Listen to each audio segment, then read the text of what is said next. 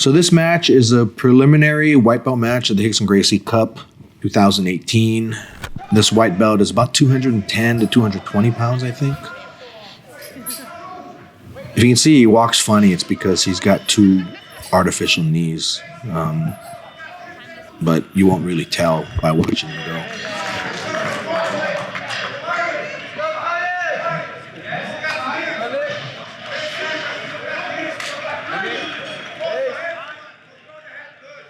So he's just trying to get a hold of his opponent, trying to work the takedown.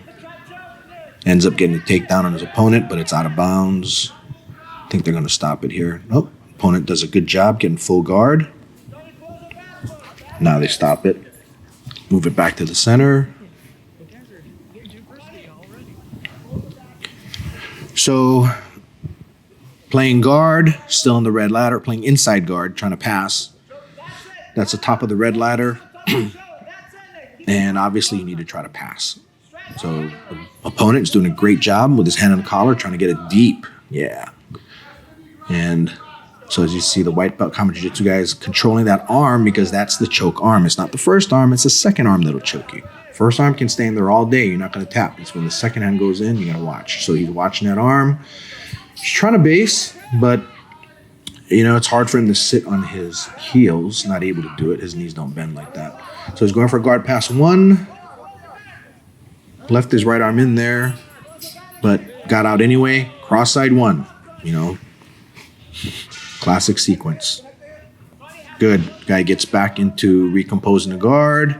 Outside in hook. Perfect. And the opponent can't decide whether he wants to go to... he's trying to play a Z guard there. Trying to get the full guard. Kama Jiu-Jitsu guy is trying not to let him do it, but he does it anyway. Good, full guard. Now he has to protect himself. The guy does a good job getting his hand on the collar, deep in the collar. So Kama Jiu-Jitsu guy goes and does a choke right here from inside. Yep, there it is, tap. So that's a risky choke. You know, that's not one that we would normally do, but it worked. So, you know, he could have gotten armbarred. In fact, in one other match, one of our students did that and he got his arm taken. So, but yeah, it can work, but just make sure that you have your base really well so that he can't take your arm. And that's it for that one. So in this match here, we got Kama Jiu-Jitsu white belt with the red belt he's wearing, white gi. They're standing right now, so obviously engaging. Guy goes and pulls guard right away. And Kama Jiu-Jitsu guy just passes the guard right away, gets to the cross side, secures a position, cross side one. Modified Kesa. Can tell with the baseball slide. Back to cross side one. Back to modified Kesa. He's just connecting. His hip and chest is connected to the guy. And just putting weight on him. The guy's having a hard time moving. So he's switching to cross side two now. Okay. And cross side two is a good step number 3, meaning you're 1, 2, 3 from the top positions. If you're in cross side one, the guy starts escaping cross side one, then you switch to cross side two. Now he's going back to cross side one. Just holding him down, just connecting, just trying to wear the opponent out. If the opponent doesn't know how to get out, he's going to be using a lot of energy. And with cross side one, you can switch to modified Kesa as well. It's an easy transition from one to the other. So now he's in cross side two.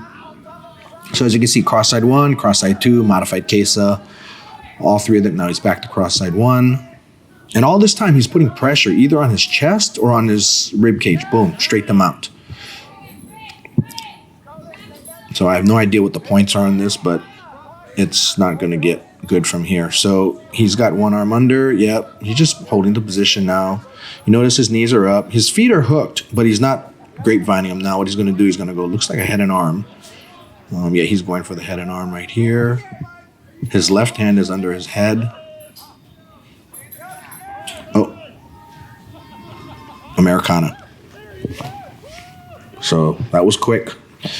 See, if you can't get out of the mount and you don't know to keep your elbows in tight to your body, then you end up being vulnerable. So, it's not only you be vulnerable in a street fight, but your limbs are vulnerable in a tournament or in a simple training match. So yeah, that's one thing you need to watch out for when you're under mount. Make sure to keep the elbows in tight.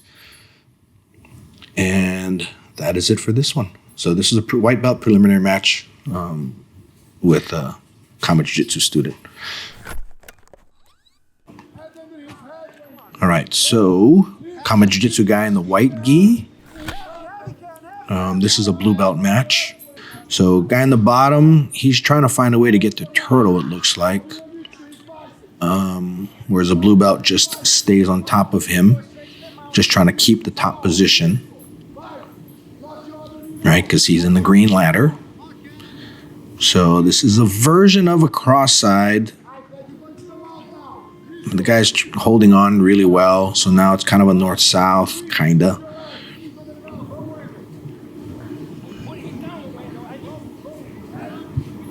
So as you can kind of see, even though you got a leg, sometimes there's not much you can really do with it, especially if you're sprawled out. The guy on top of you is... So now here he goes. He goes and picks him up, takes him down, and walks right into a guillotine. There. Finish. So, you just have to kind of work your defense and going belly down. If it's something in a transition where you just kind of go into it, go belly down, and come right back up, that's fine, but you kind of need to watch where your head ends up. So let's kind of back up. I'll do this again. Now, you can kind of see that as he's trying to turn, Ken just sits right into that position here. What he did was, the gentleman in the blue needed to do was he needed to get his leg out of there, and he needed to basically pass his guard. So that's one of the things where if your head is in a potentially bad position, you're going to need to look at the end in mind, meaning that once you take him down, so to speak, and put your opponent, in this case the Kama Jiu-Jitsu guy, put the Kama Jiu-Jitsu guy on his back, then you're going to need to make sure that your head is in a safe spot. So given that he was under Ken's right arm, gentleman in blue needed to get both of his feet on the left side of Ken's body. So being that Ken was able to lock his leg up and not let him do it, and then he put his hip into it, which then finished it. It's a really good way to kind of have a guy fall into a guillotine. So anyway, that's all I got for this one.